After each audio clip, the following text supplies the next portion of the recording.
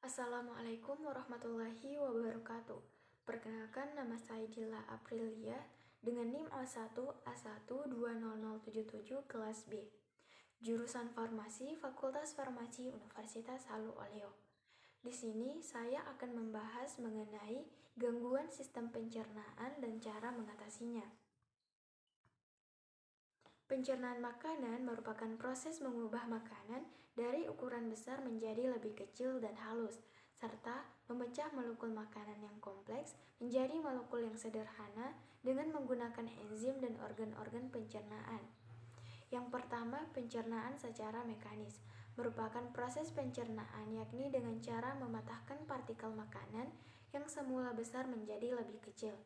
Yang kedua, pencernaan secara kimiawi merupakan jenis proses pencernaan yang menggunakan bahan kimiawi yang ada di dalam tubuh. Fungsinya adalah merubah atau melakukan transformasi bentuk makanan yang awalnya besar menjadi bentuk partikel yang lebih kecil. Adapun organ penyusunnya yaitu yang pertama mulut. Mulut merupakan awal dari saluran pencernaan makanan, di mana mulut menerima, kemudian melumatkan, serta mencerna makanan yang masuk sebelum akhirnya benar-benar dicerna oleh lambung. Yang kedua, kerongkongan. Kerongkongan merupakan saluran penghubung antara mulut dengan lambung. Melalui kerongkongan, makanan didorong masuk ke dalam lambung dengan gerak peristaltik. Yang ketiga, lambung. Lambung terletak di dalam rongga perut bagian atas di bawah diafragma. Lambung memiliki dinding yang elastis sehingga dapat menyimpan makanan dengan kapasitas 2-4 liter. Makanan dicerna di dalam lambung kurang lebih 6 jam.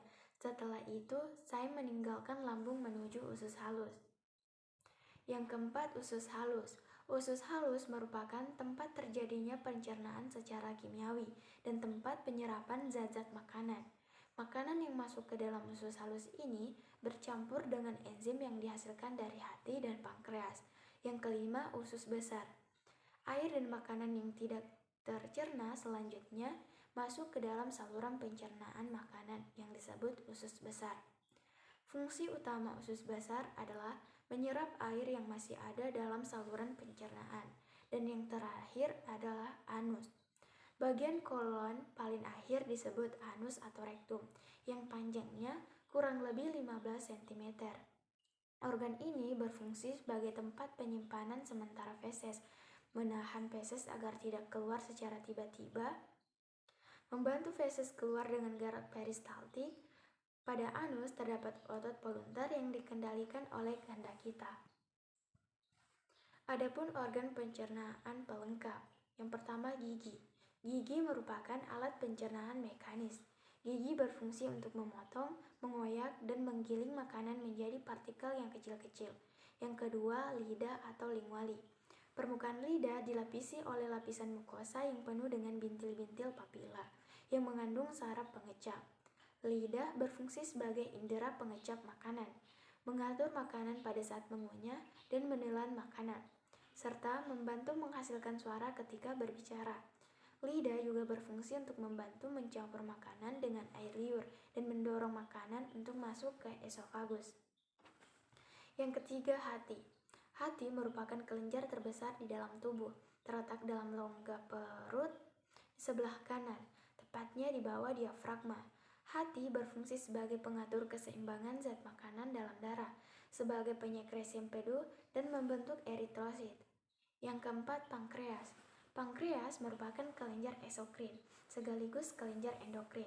Pankreas disebut sebagai kelenjar eksokrin karena menghasilkan geta-geta pankreas yang disekresikan ke usus halus. Sementara itu, sebagai kelenjar endokrin, pankreas menghasilkan hormon insulin dan glukagon. Pankreas terletak pada kuadran kiri atas abdomen atau perut dan bagian kaput atau kepalanya menempel pada organ duodenum. Yang terakhir, kantung empedu adalah organ yang berbentuk buah pir yang dapat menyimpan sekitar 50 ml empedu yang dibutuhkan tubuh untuk proses pencernaan. Pada manusia, panjang kantung empedu sekitar 7-10 cm dan berwarna hijau gelap, bukan karena berwarna jaringannya, melainkan karena warna cairan empedu yang dikandungnya. Adapun enzim pencernaan beserta fungsinya. Yang pertama, mulut. enzim yang dihasilkan oleh kelenjar air ludah yang bernama enzim amilase. Enzim amilase atau ptyalin memiliki fungsi yaitu mengubah pati atau amilum menjadi maltosa, dan sebagai bahan ujinya, kalian bisa memakan nasi lalu mengunyahnya dalam waktu yang lumayan lama. Makan nasi yang ada makan tadi akan terasa manis. Hal tersebut karena adanya enzim amilase ini. Yang kedua, lambung. Enzim yang dihasilkan yaitu HCl, renin, dan pepsin. Yang pertama, asam lambung atau HCl.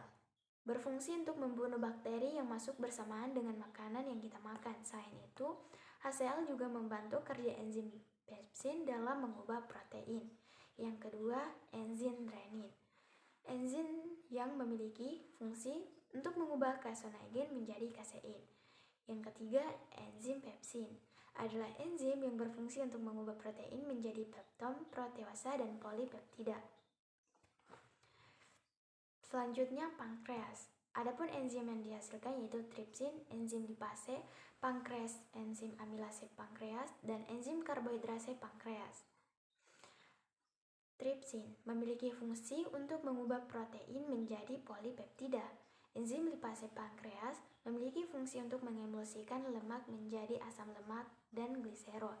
Enzim amilase pankreas memiliki fungsi untuk mengubah amilum menjadi disakarida. Enzim karbohidrase pankreas memiliki fungsi untuk mencerna amilum menjadi maltosa. Selanjutnya, usus halus. Adapun enzim yang dihasilkan yaitu enzim maltase yang berfungsi untuk mengubah maltosa menjadi glukosa. Selanjutnya, laktase berfungsi untuk mengubah laktosa menjadi galaktosa dan glukosa. Selanjutnya, enzim enterokinase berfungsi untuk mengubah tripsinogen menjadi tripsin. Enzim lipase untuk mengubah lemak menjadi gliserol dan asam lemak. Enzim peptidase adalah enzim yang berfungsi mengubah polipeptida menjadi asam amino. Dan yang terakhir, enzim sukrase adalah enzim yang berperan dalam mengubah sukrosa menjadi fruktosa dan glukosa. Adapun penyakit yang terkait dengan enzim pencernaan, yaitu sindrom Hurler. Sindrom Hurler atau Hurler syndrome adalah penyakit genetik yang disebut juga dengan MPS 1, mukopolisakaridosis tipe 1. Sindrom ini umumnya terjadi pada masa anak-anak dan merupakan penyakit turunan. Penderita sindrom Hurler atau MPS 1 tidak dapat membuat enzim yang disebut alpha-L-hydroronidase yang diperlukan tubuh untuk memecah gula. Gula akan menumpuk dalam sel dan menyebabkan kerusakan progresif di berbagai sistem tubuh. Penderita juga mungkin akan mengalami masalah pertumbuhan, terutama struktur tulang yang tidak normal dan kesulitan berpikir. Sindrom Hurler disebabkan oleh faktor keturunan ketika kedua orang tua memiliki gen MPS 1. Jika hanya salah satu yang memiliki gen tersebut, maka Anda tidak akan memiliki gejala MPS 1, tetapi Anda mungkin menjadi pembawa gen bagi anak Anda nantinya. Penderita sindrom Hurler mengalami kekurangan salah satu enzim dalam tubuh, yakni alpha-L-hydroronidase yang disebabkan oleh mutasi gen. Enzim alpha-L-hydroronidase yang kurang menyebabkan gula menumpuk pada lisosom atau organ khusus dalam sel yang berfungsi untuk menyimpan berbagai enzim tubuh. Adapun pengobatan yang dapat dilakukan terkait dengan sindrom Hurler. Yang pertama, terapi penggantian enzim atau enzim replacement therapy dengan menggunakan obat laronidase azulrazime versi buatan manusia untuk mengatasi kehilangan protein dalam tubuh. Selain itu, ERT juga dapat membantu meringankan sebagian besar gejala dan memperlambat perkembangan penyakit. Tetapi, ERT tidak dapat mengobati gejala yang berkaitan dengan kemampuan otak. Yang kedua, transplantasi sel induk. Hematopoietic stem cell transplant, di mana sel baru akan dimasukkan ke dalam tubuh penderita untuk membuat protein tubuh yang hilang. Sel baru ini biasanya berasal dari sumsum tulang atau darah tali pusat, tetapi HSCT tidak dapat memperbaiki masalah tulang maupun penglihatan. Berikut sumber referensi saya dalam mencari materi. Sekian dari saya. Wassalamualaikum warahmatullahi wabarakatuh.